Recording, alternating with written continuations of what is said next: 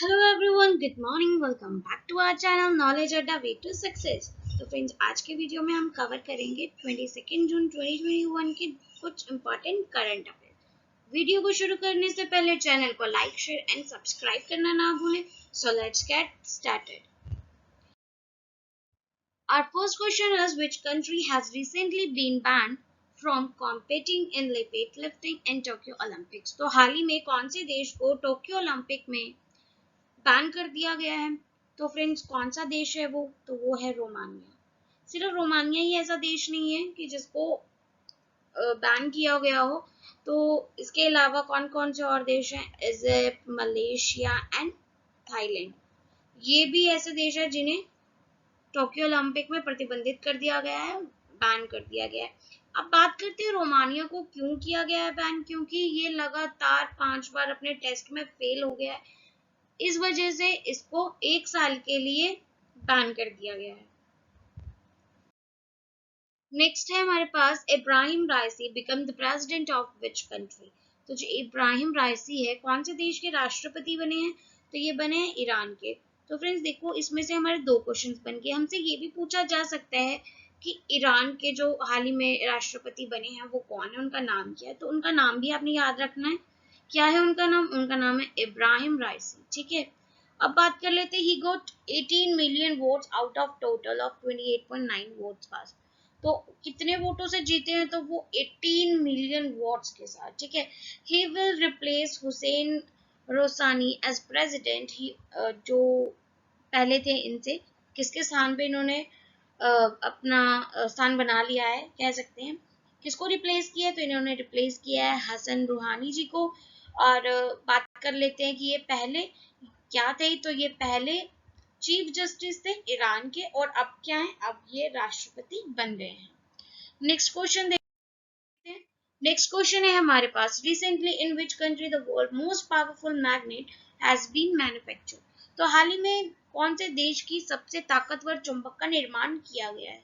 तो फ्रेंड्स, ये सब कुछ चल तो अमेरिका में रहा था, बट इसके बहुत सारे जो पार्ट्स हैं वो फ्रांस से भी लिए गए। तो मतलब कि जो भी चीजें थी, बनाई गई थी, वो सब असेंबल फ्रांस में हुई। तो हम बोल सकते हैं कि कहाँ हुआ है इसका निर्माण? तो इसका निर्माण फ्रांस में हुआ है। ठीक है, और अब बात कर लेते हैं कि जो ये वर्ल्ड का सबसे ज्यादा बड़ा चुंबक है, ठीक है, इसको किस नाम से और जानते हैं? इसको जाना जाता है सेंट्रल सोलेनॉइड के नाम से भी। ठीक है, the strength of this artificial magnet is 280,000 times greater than the earth's magnetic field. अब जो आपको पता ही है कि जो अर्थ की जो मैग्नेटिक फील्ड है वो कितनी ज्यादा है, लेकिन इस चुंबक की वही मैग्नेटिक फील्ड आप बोल सकते हो कि 3 लाख गुना ज्यादा है इसकी जो मैग्नेटिक पावर है।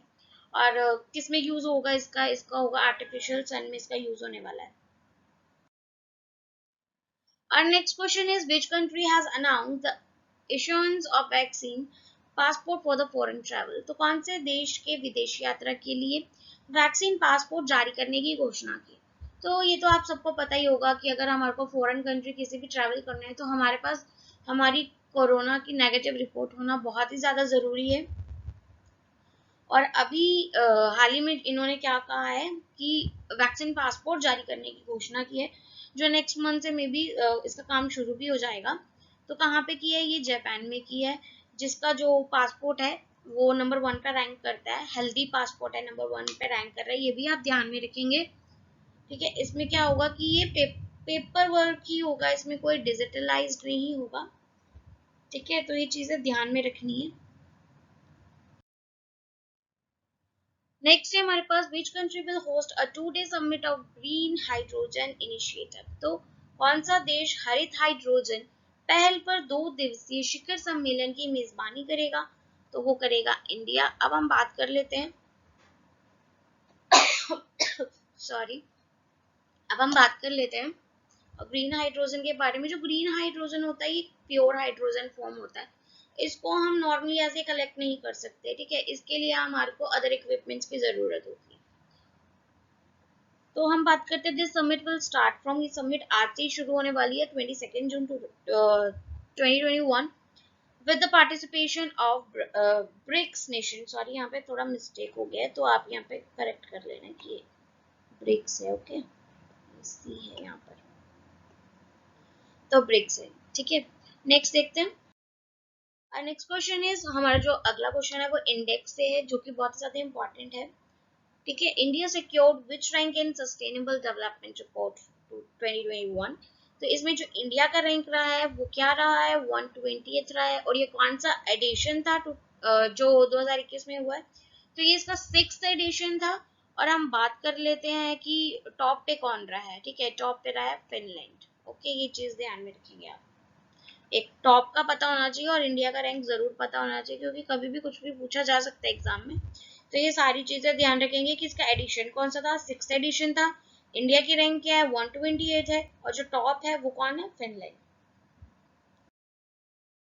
नेक्स्ट है हमारे पास who has won the 2021 French grand prix, तो जो 2021 फ्रेंच ग्रैंड प्रिक्स किसने जीता है, तो वो जीता है मैक्स वर्स्टैपन ने, जो कि नीदरलैंड के रहने वाले हैं, ठीक है। और बात कर लेते हैं यहाँ पर सेकंड पोजीशन पे हमारे हैं लुइस हैमिल्टन, तो ये दोनों ही चीजें आप याद रखेंगे, ठीक है।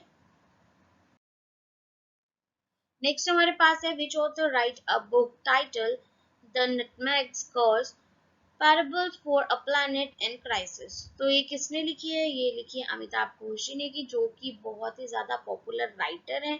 अभी तक लॉन्च नहीं हुई है ये बुक, बट जल्द ही लॉन्च होने वाली है, और इन्हें पब्लिश कौन करने वाले हैं, इन्हें पब्लिश करने वाले हैं जॉन मुर्रे, ठीक है। किसने पब्लिश करनी है, जॉन मुर्रे ने की करनी है, और इसके जो ऑथर है वो कौन है, अमिताभ घोष।